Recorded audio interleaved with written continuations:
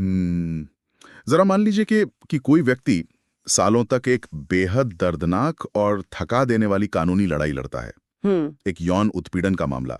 मतलब वो व्यक्ति उस आघात का सामना करता है, वकीलों के उन चुभने वाले सवालों के जवाब देता है और अदालत की उन लंबी उबाऊ प्रक्रियाओं से गुजरता है, जो कि अपने आप में एक बहुत बड़ा संघर्ष है। बिल्कुल। और अंततः उस व्यक्ति की जीत होती है, अदालत न्याय देती है।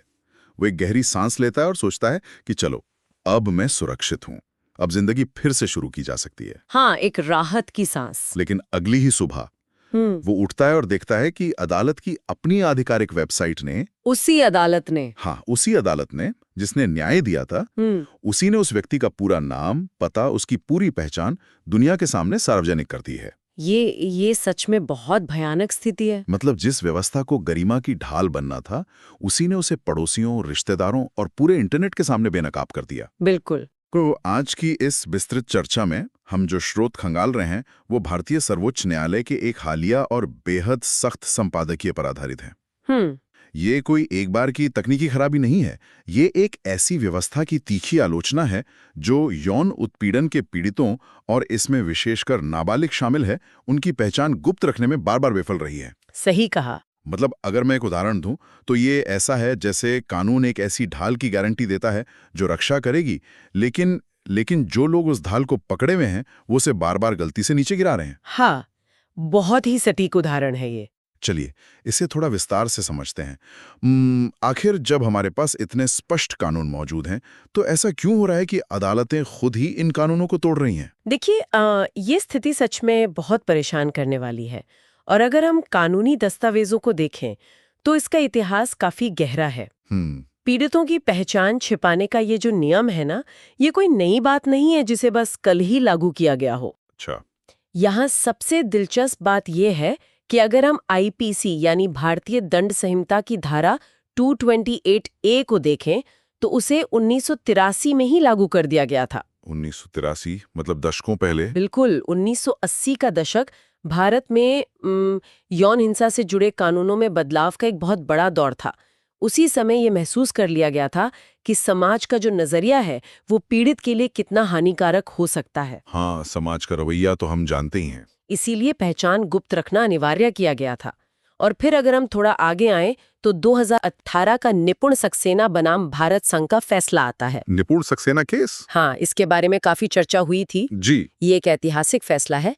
इस फैसले में सर्वोच्च न्यायालय ने सिर्फ ये नहीं कहा कि नाम मत छापो, बल्कि न्यायालय ने बहुत ही विस्तृत दिशा निर्देश दिए थे। किस तरह के दिशा निर्देश? जैसे कि पुलिस, मीडिया और खुद अदालतें इन मामलों को कैसे संभालेंगी, एफआईआर की कॉपी पब्लिक डोमेन में कैसे जाएगी, दस्तावेजों में नाम कैसे लिखे जाएंगे, इन सब पर स्पष्ट रोक लगाई गई थी। तो मतलब नियम पूरी तरह से स्पष्ट हैं? हाँ, ये कोई ऐसे अस्पष्ट नियम नहीं है जिन पर बहस की गुंजाइश हो। ये बिल्कुल पत्थर की लकीर जैसे कानून है।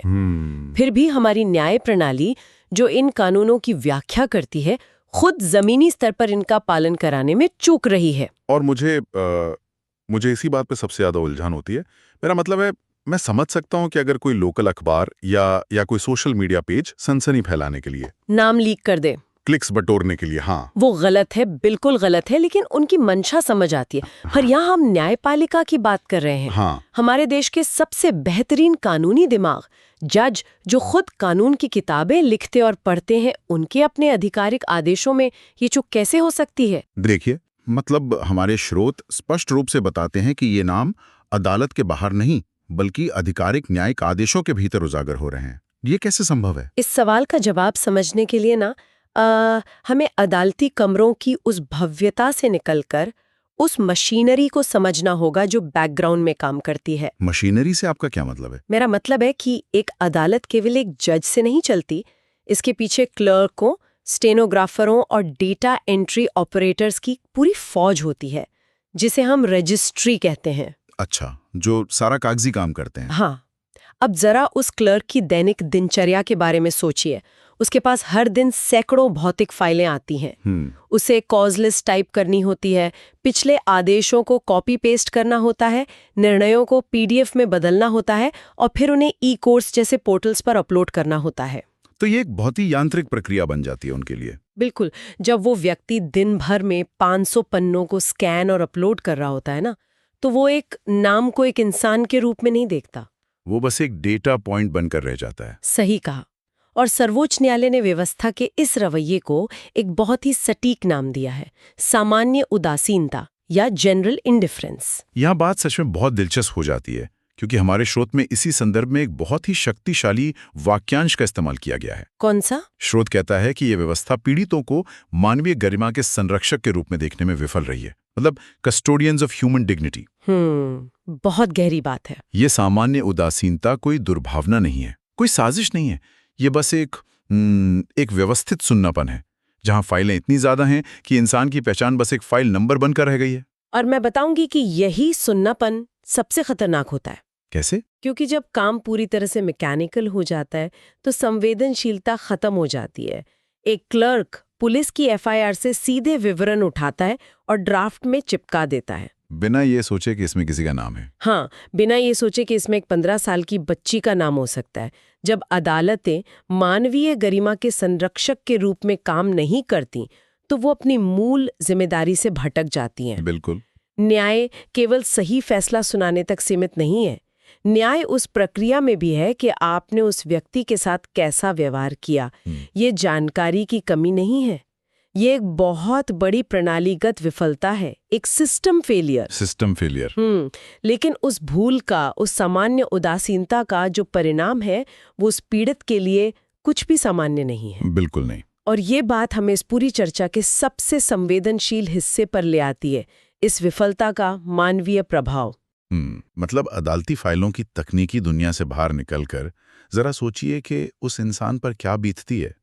स्रोत बहुत स्पष्ट रूप से रेखांकित करते हैं कि किसी भी पीड़ित के लिए अपनी पहचान गुप्त रखना केवल एक कानूनी अधिकार नहीं है, वो उनके लिए एक जीवन रेखा है, एक लाइफलाइन। हाँ, एक लाइफलाइन है। यह उनके समाज में दोबारा खड़े होने की इकलौती उम्मीद है। और जब ये जीवन रेखा टूटती है तो स्रोत 3 बहुत गहरे और विनाशकारी नुकसान बताते हैं। जी। पहला है सामाजिक बहिष्कार, सोशल ऑस्ट्रेसाइजेशन। देखिए, सामाजिक बहिष्कार कागजों पर लिखा एक शब्द लग सकता है, लेकिन असल जिंदगी में ये किसी का पूरा वजूद मिटा देता है। बिल्कुल। मतलब मान लीजिए कि एक नाबालिग है जिसने हिम्मत जुटाकर अपने साथ हुए अन्याय के खिलाफ आवाज उठाई। अब उसका नाम किसी कोर्ट पोर्टल से लीक होकर व्हाट्सएप ग्रुप से अखबारों में पहुंच जाता है, इंटरनेट के जरिए सब जगह फैल जाता है। हाँ, और अचानक वो समाज जो उसे सुरक्षा देने का दावा करता है वो उससे किनारा कर लेता है।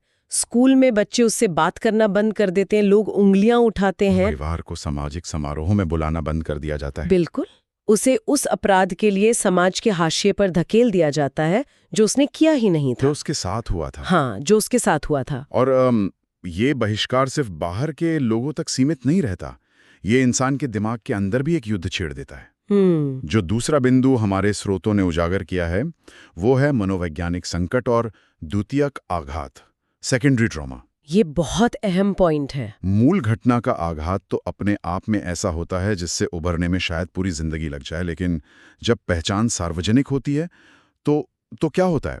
इंटरनेट की दुनिया कभी कुछ भूलती नहीं है। ये एक बहुत ही क्रूर सच्चाई है। जब पहचान उजागर होती है तो पीड़ित व्यक्ति हर दिन उस घटना को दोबारा जीता है। हर दिन? हाँ, उसे अपनी पहचान को छुपाने के लिए हर दिन संघर्ष करना पड़ता है। हर बार जब कोई अजनबी उसे घूरता है या जब वो इंटरनेट पर अपना नाम सर्च करता है और अदालत का आदेश सबसे ऊपर दिखाई देता है तो वो घाव फिर से हरा हो जाता है। बिल्कुल, इसे ही हम द्वितीयक आघात कहते हैं। और कई बार मनोवैज्ञानिक मानते हैं कि ये जो सेकेंडरी ट्रॉमा है जो व्यवस्था और समाज द्वारा दिया जाता है वो उस मूल आघात से भी ज्यादा पीड़ादायक होता है। क्योंकि व्यक्ति कभी उस घटना से आगे नहीं बढ़ पाता। सही कहा, समाज उसे लगातार याद दिलाता रहता है। और ये बात मुझे स्रोतों में दिए गए तीसरे और सबसे ज्यादा झकझोरने वाले बिंदु पर लाती है। सजा का अपराधी से हटकर पीड़ित पर आ जाना। ये सबसे बड़ा विरोधाभास है। हाँ, मतलब अगर मैं इसे एक सादृश्य के जरिए समझाऊं तो ये कुछ ऐसा है जैसे किसी व्यक्ति का घर बुरी तरह से लूट लिया गया हो। वो मदद के लिए पुलिस के पास जाता है, लेकिन न्याय व्यवस्था लुटेरे को पकड़ने और सजा देने के बजाय पूरे समाज को इकट्ठा करती है और उस पीड़ित व्यक्ति को ही इस बात के लिए खुली जेल में डाल देती है कि उसका घर क्यों लुटा। बिल्कुल ऐसा ही होता है। उसे हर दिन ताने दिए जाते हैं। तो इस सब का आखिर मतलब क्या है? इसका सीधा सा मतलब ये है कि हमारी कानूनी प्रक्रिया, जिसका निर्माण ही न्याय दिलाने के लिए हुआ था, वो खुद सबसे बड़ी सजा बन जाती है। हाँ, अब उसी व्यक्ति के लिए सबसे बड़ी सजा बन चुकी है। और अगर हम इसे तस्वीर के बड़े पहलू से जोड़ें तो हम देख सकते हैं कि न्यायपालिका की मूल अवधारणा ही खतरे में पड़ गई है। कैसे? मतलब न्यायपालिका का काम क्या है? समाज के सबसे कमजोर, शोषित और डरे हुए वर्गों के लिए एक सुरक्षित पनाहगार या सैंक्चुरी का निर्माण करना। बिल्कुल। जब कोई पीड़ित अदालत की सीढ़ियां चढ़ता है तो वो पहले से ही टूटा हुआ होता है। उसे उम्मीद होती है कि ये जगह उसे बचा लेगी। लेकिन अगर उस अदालत के दरवाजे से बाहर निकलते ही उसकी पहचान सरेआम नीलाम हो जाए, तो वो सुरक्षित पनाहगार खुद उसे और अधिक पीड़ित करने का स्रोत बन जाता है, विक्टिमाइजेशन का स्रोत। और न्यायिक प्रणाली द्वारा किया गया ये विक्टिमाइजेशन सबसे खतरनाक है, क्योंकि इसके बाद आपके पास अपील करने के लिए कोई और दरवाजा नहीं बचता। मतलब सब कुछ खत्म। ये सच में एक बहुत ही डरावनी और निराशाजनक तस्वीर पेश करता है। हाँ, है तो। जब समस्या इतनी गहरी जड़ों तक पहुंच चुकी है, जहां रक्षक ही अनजाने में भक्षक बन रहे हैं, तो केवल अदालती आदेश जारी करना या 1983 के कानूनों की याद दिलाना काफी नहीं है। बिल्कुल नहीं। हमें ये पूछना होगा कि इस टूटी हुई ढाल को, इन जानलेवा लीक्स को ठीक करने के लिए जमीन पर क्या ठोस कदम उठाए जा रहे हैं। स्रोत इस स्थिति को सुधारने के लिए 3 मुख्य समाधानों का प्रस्ताव देते हैं। और इसमें पहला प्रस्ताव है संस्थागत जवाबदेही, इंस्टीट्यूशनल अकाउंटेबिलिटी। और ये बहुत जरूरी है। संस्थागत जवाबदेही का सीधा सा मतलब है कि जो व्यक्ति जानकारी लीक करने के लिए जिम्मेदार है, उसे परिणाम भुगतने होंगे। मतलब कोई ना कोई तो जिम्मेदार ठहरेगा। हाँ, जब तक सिस्टम में ये सामान्य उदासीनता रहेगी कि अरे गलती से नाम छप गया, कोई बात नहीं, तब तक कुछ नहीं बदलेगा। लेकिन जब किसी क्लर्क या अधिकारी को ये पता होगा कि एक पीड़ित का नाम पीडीएफ में छोड़ने पर उस पर विभागीय जांच हो सकती है, उसका निलंबन हो सकता है या भारी जुर्माना लग सकता है, तो वो अपलोड बटन दबाने से पहले 2 बार सोचेगा। बिल्कुल। वो उस दस्तावेज को 2 बार पढ़ेगा। जवाबदेही का संस्कृति को बदलती है। सही बात है। और स्रोत में जो दूसरा समाधान बताया गया है वो है न्यायिक प्रशिक्षण, जुडिशियल ट्रेनिंग। अब यहाँ सवाल ये उठता है कि क्या जजों और कोर्ट स्टाफ को कानून नहीं पता? जाहिर है उन्हें पता है। बिल्कुल पता है। लेकिन स्रोत स्पष्ट करते हैं कि यहाँ प्रशिक्षण का मतलब केवल कानूनी धाराओं को रटाना नहीं है। इसका उद्देश्य न्यायाधीशों और क्लर्कों को उन दस्तावेजों की संवेदनशीलता के प्रति जागरूक करना है। जी हाँ, सेंसिटाइज करना है। एक क्लर्क को ये समझाना जरूरी है कि वो जिस फाइल को दिन भर में 100 बार इधर से उधर कर रहा है, वो सिर्फ एक कागज का टुकड़ा नहीं है। उसमें किसी इंसान की पूरी जिंदगी छिपी है। हाँ, उसका भविष्य, उसकी गरिमा, सब कुछ। प्रशिक्षण के दौरान उन्हें यह सिखाना होगा कि न्याय की प्रक्रिया केवल फैसला सुनाने पर खत्म नहीं होती, बल्कि उस फैसले को रिकॉर्ड में कैसे दर्ज किया जा रहा है, ये भी न्याय का ही एक अभिन्न अंग है। जब तक वो माइंडसेट नहीं बदलेगा, नियम केवल किताबों में ही रहेंगे। माइंडसेट बदलाना सबसे मुश्किल काम है। और तीसरा प्रस्तावित समाधान है सख्त अनुपालन और सार्वजनिक रिकॉर्ड से नाम हटाना, जिसे हम रिडक्शन कहते हैं। रिडक्शन करने की बात कही गई है। लेकिन यहाँ मैं एक बहुत ही बुनियादी सवाल उठाना चाहूंगा। क्या? मान लीजिए हमने एक सॉफ्टवेयर लगा दिया। वो सॉफ्टवेयर पीडीएफ में नाम ढूंढकर उस पर काली पट्टी खींच देता है, या किसी क्लर्क ने मैनुअली नाम मिटा दिया। ठीक है। क्या सिर्फ दस्तावेजों में नाम छिपाने के लिए ये चेक लगा देना काफी है? क्या ये न्याय प्रणाली के भीतर घर कर चुकी उस गहरी असंवेदनशीलता पर, उस सुन्नापन पर सिर्फ एक बैंडेड लगाने जैसा नहीं है? ये एक बहुत ही महत्वपूर्ण सवाल है। मतलब हम कागज पर स्याही तो फेर रहे हैं, हाँ। लेकिन क्या हम उस मूल समस्या का इलाज कर रहे हैं? देखिए, अगर इसे सिर्फ एक यांत्रिक प्रक्रिया के रूप में छोड़ दिया जाए तो हाँ, ये सिर्फ एक बैंडेड ही साबित होगा। लेकिन सर्वोच्च न्यायालय के हालिया आदेश को अगर हम ध्यान से पढ़ें तो उन्होंने जो निर्देश दिया है वो सिर्फ नाम मिटाने तक सीमित नहीं है। अच्छा। स्रोत के अनुसार सुप्रीम कोर्ट ने इस फैसले को देश के सभी उच्च न्यायालयों यानी सभी हाई कोर्ट्स में प्रसारित करने का सख्त निर्देश दिया है, ताकि सबको पता चले। हाँ, ताकि ये एक आवश्यक सुधार के रूप में काम करे, एक नेसेसरी करेक्टिव। इसका लक्ष्य केवल फाइलों में काले डिब्बे बनाना नहीं है, इसका उद्देश्य उस पूरे माहौल को झकझोरना है। एक तरह का वेकअप कॉल है। बिल्कुल।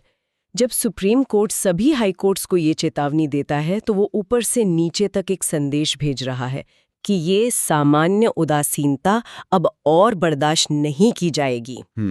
ये सुनिश्चित करना है कि कानून पूरी मजबूती से और बिना किसी हिचकिचाहट के कमजोरों के पक्ष में खड़ा रहे। ये उस व्यवस्थागत बीमारी का इलाज खोजने की एक शुरुआत है। ये आवश्यक सुधार वाली पहल निश्चित रूप से एक उम्मीद जगाती है। क्योंकि दिन के अंत में ये पूरी चर्चा, ये सारे कानूनी पेच, ये किसी भी सुनने वाले के लिए क्यों मायने रखती है? ये समझना बहुत जरूरी है। इसका सीधा सा कारण ये है कि किसी भी समाज की न्याय व्यवस्था की असली ताकत इस बात से नहीं मापी जाती कि वो कितने ताकतवर लोगों को सजा दे सकती है। सही कहा। बल्कि इस बात से मापी जाती है कि वो अपने सबसे कमजोर और असहाय लोगों की कितनी मजबूती से रक्षा कर सकती है। बिल्कुल। और स्रोत के अंत में एक बहुत ही प्रभावशाली निष्कर्ष दिया गया है। क्या है वो? उसमें स्पष्ट रूप से कहा गया है, अंततः एक पीड़ित की पहचान की रक्षा करना केवल गरिमा को बनाए रखने के बारे में नहीं है, ये न्यायिक प्रणाली में आम आदमी के विश्वास को मजबूत करने के बारे में है। विश्वास, जो कि सबसे अहम है। हाँ, और ये पुष्टि करने के बारे में है कि कानून कमजोरों के पक्ष में दृढ़ता से खड़ा है, और विश्वास ही वो नींव है जिस पर हमारी पूरी कानूनी व्यवस्था टिकी है। आप सोचिए, अगर किसी समाज में एक पीड़ित ये सोचकर अदालत जाने से डरने लगे कि कल सुबह किसी पब्लिक कोर्ट ऑर्डर में उसका नाम आ जाएगा, तो वो तो चुप रहना ही बेहतर समझेगा। बंद कर देता है। उस दिन वो न्याय व्यवस्था अपना अर्थ खो देती है। गरिमा की रक्षा करना अदालत का कोई एहसान नहीं है, ये उनका बुनियादी कर्तव्य है। हाँ, उनका सबसे बुनियादी कर्तव्य है। ये एक ऐसा सच है जिसे किसी भी कीमत पर नकारा नहीं जा सकता। अब इस पूरी विस्तृत चर्चा के आधार पर, जहां हमने समस्या, उसके प्रभाव और समाधानों को समझा, मैं एक ऐसा विचार सामने रखना चाहता हूं जो इन स्रोतों को पढ़ने के बाद मेरे दिमाग में बार बार आ रहा है। ये एक ऐसा सवाल है जो शायद हमें एक कदम और आगे सोचने पर मजबूर करे। अच्छा, वो क्या विचार है? हम अब तक ये बात कर रहे हैं कि अदालत के क्लर्क से गलती हो जाती है, या सॉफ्टवेयर काम नहीं करता, या सिस्टम नाम मिटाना भूल जाता है। लेकिन मैं सोच रहा था कि यदि न्याय देने वाली इतनी बड़ी प्रणाली की सिर्फ एक छोटी सी दस्तावेजी भूल, डेटा एंट्री की एक मामूली सी चूक, पूरी की पूरी सजा को अपराधी के कंधों से उठाकर सीधे उस निर्दोष पीड़ित के कंधों पर डाल सकती है, जो कि हो रहा है। हाँ, जो हो रहा है। तो क्या हमें सिर्फ रिडैक्शन सॉफ्टवेयर लगाने या क्लर्कों को सस्पेंड करने से आगे नहीं सोचना चाहिए? आपका क्या मतलब है? मतलब, क्या हमें इस बात पर पुनर्विचार नहीं करना चाहिए कि हम अदालती दस्तावेजों को दर्ज करने के उस बुनियादी तरीके को ही कैसे बदल सकते हैं? अच्छा, प्रक्रिया को ही बदलना। हाँ, शायद हमें एक ऐसी व्यवस्था की जरूरत है जहां यौन उत्पीड़न के मामलों में पुलिस स्टेशन से लेकर सुप्रीम कोर्ट तक दस्तावेजों में नाम दर्ज करने का कोई कॉलम ही न हो। ये काफी दिलचस्प विचार है। जरा सोचिए, जहां पहले दिन से ही इंसान की पहचान को एक सुरक्षित अल्फा न्यूमेरिक कोड में बदल दिया जाए। जैसे कोई कोड वर्ड या नंबर? बिल्कुल। जब फाइल पे नाम होगा ही नहीं तो वो लीक कैसे होगा? लीक होने का सवाल ही नहीं उठता। ढाल को पकड़ने वाले के हाथों पर भरोसा करने के बजाय क्यों ना हम उस ढाल को व्यवस्था के डीएनए में ही हमेशा के लिए ढाल दें। ये सच में एक पैराडाइम शिफ्ट होगा। हाँ, ताकि भविष्य में किसी मानवीय भूल या उस सामान्य उदासीनता के लिए कोई गुंजाइश ही न बचे। मुझे लगता है कि ये एक ऐसा सवाल है जो इस पूरी प्रणाली के आर्किटेक्चर को चुनौती देता है। बिल्कुल देता है। और जिस पर हम सभी को, समाज को और न्यायपालिका को गंभीरता से विचार करना चाहिए।